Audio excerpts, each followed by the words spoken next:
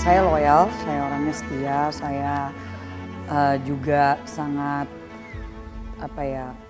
value oriented. Jadi prinsip dan integritas itu penting bagi saya. Jadi saya selalu orangnya juga belak-belakan di depan. Saya lebih baik pokoknya clear di depan supaya saling enak, tidak ada dusta di antara kita daripada misalnya jalan terus no. Dan saya selalu coba untuk as genuine as possible. Artinya apa? Saya nggak akan menjadi seseorang yang itu bukan saya. Jadi saya juga karena mungkin ambivert ya, jadi ada introvertnya untuk saya bisa recharge. Itu saya harus ada waktu untuk me time diri sendiri. Tapi ada waktunya juga di mana ya saya pasti dapat tenaga dengan berada dengan orang-orang yang memang kita saling supporting gitu kan. Melihat ada adik-adik saya yang mereka juga bisa melangkah lebih jauh, itu dengan sendirinya sangat adalah motivasi besar buat saya.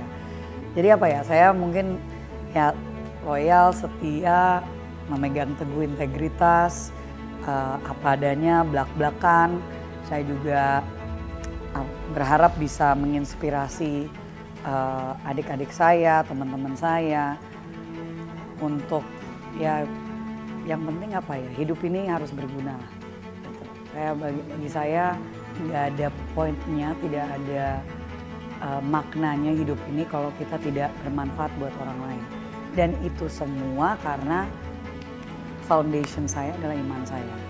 Jadi yang saya pegang menjadi akar saya dari segalanya adalah iman saya. Entah lo beli kesehatan sehingga bahkan beberapa usaha yang seperti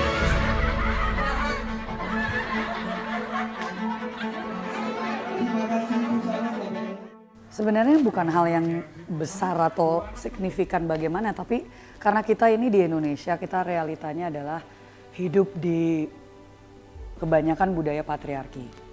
Sehingga sebagai seorang perempuan untuk kita bisa menjadi seorang istri, ibu, bekerja, masuk ke politik, menjadi seorang pemimpin.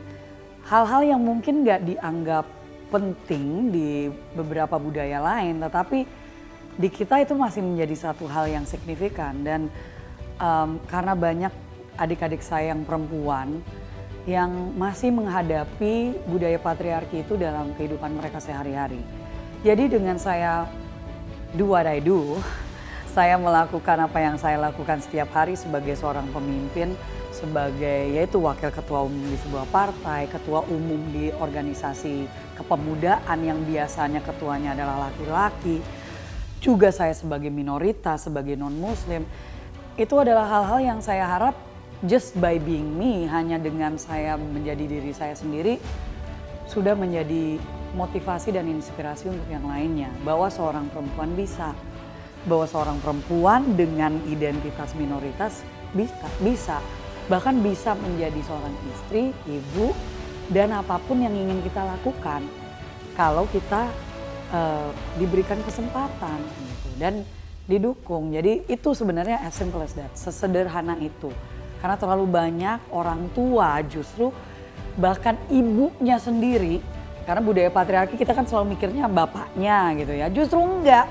Ini banyak yang budaya patriarki itu di pass down dari ibu ke anak, bukan dari ayah.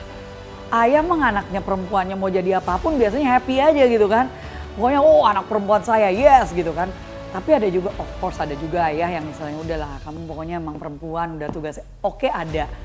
Tapi justru biasanya kadang-kadang ibunya yang ngapain sih kamu kerja, toh juga nanti pas menikah kamu juga nanti harus mundur, suami kamu yang bakal bekerja.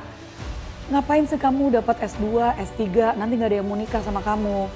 Soalnya kan dianggap kamu terlalu pintar, mana ada laki-laki yang mau menikah sama perempuan yang lebih pintar dari dia. Insecure, bla bla bla gitu kan.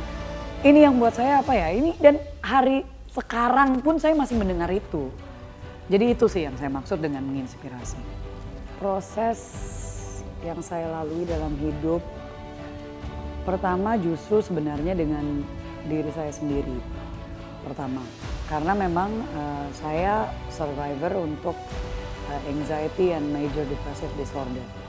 Jadi saya pernah melalui itu semua, masa-masa di mana secara mental saya nggak kuat. Dan itu selalu naik turun tuh pasti ada. Saya ini harus tipe workaholic yang kalau saya sibuk saya justru bisa anteng. Tapi kalau misalkan lagi nggak banyak kerjaan, kadang-kadang justru jadi pertanyaan gitu. Ya kan itu itu memang mental work yang harus proses yang harus saya lalui, yang itu nggak mudah, yang terkadang memang justru diri saya sendiri yang selalu mempertanyakan apakah saya sudah melakukan cukup, apakah saya kurang baik dalam melakukan sesuatu, apakah saya layak untuk berada di sini.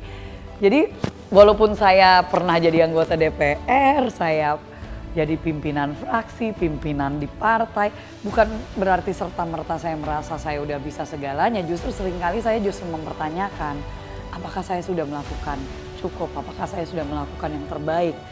Karena saya perfeksionis orangnya. Saya perfeksionis, jadi sekalinya saya merasa bahwa saya ada yang saya kurang, itu berat di sayanya. Jadi, tapi pada saat yang bersamaan saya juga punya ekspektasi tinggi sekali kepada tim saya. Jadi kalau misalkan mereka tidak melakukan, karena bagi saya loh, kalau saya bisa kamu juga harus bisa. Jadi balance itu sih menurut saya yang terkadang proses paling beratnya justru dalam diri saya, karena saya juga harus mengingatkan pada diri sendiri, tidak mungkin saya bisa membahagiakan semua orang. Pada saat saya mau pursue acting career saya, mungkin ada yang kecewa, saya nggak mau melanjutkan politik. Pada saat saya melanjutkan politik, mungkin diri saya yang justru saya kecewakan karena saya nggak mau sebenarnya ada di politik. Tapi ya kembali lagi, bagi saya semuanya kembali kepada Tuhan dan apa yang menjadi kehendaknya lah.